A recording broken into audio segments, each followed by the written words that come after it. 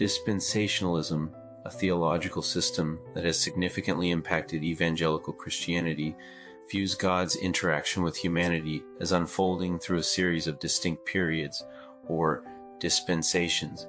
Each dispensation is marked by a specific revelation of God's will and a corresponding test of human obedience. This unique perspective on God's progressive revelation throughout history has shaped dispensationalist interpretations of biblical prophecy, the Church's role, and the ultimate destiny of both Israel and the Church. The 19th century was a time of significant theological and social change, marked by the rise of evangelicalism and a renewed interest in biblical prophecy. Premillennialism, the belief in Christ's literal 1,000-year reign on earth preceding the final judgment, gained traction during this period. This eschatological focus, coupled with a growing emphasis on biblical literalism, created a fertile ground for the emergence of dispensationalism.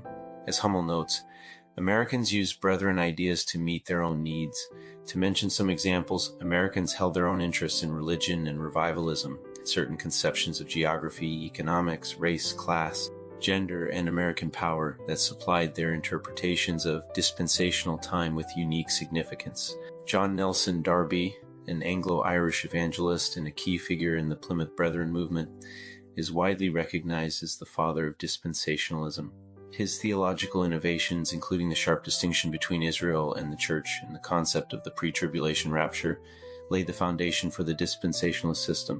Darby's emphasis on the heavenly nature of the Church and the earthly destiny of Israel had profound implications for understanding God's redemptive plan.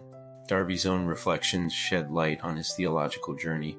Bedridden for months, Darby would later recall that it was during this time that he came to realize the eschatological kingdom described in the Bible was entirely different from the Church of Ireland. Dispensationalism rests on several core principles that distinguish it from other theological systems. The distinction between Israel and the Church is paramount, with each entity having a separate role in God's plan.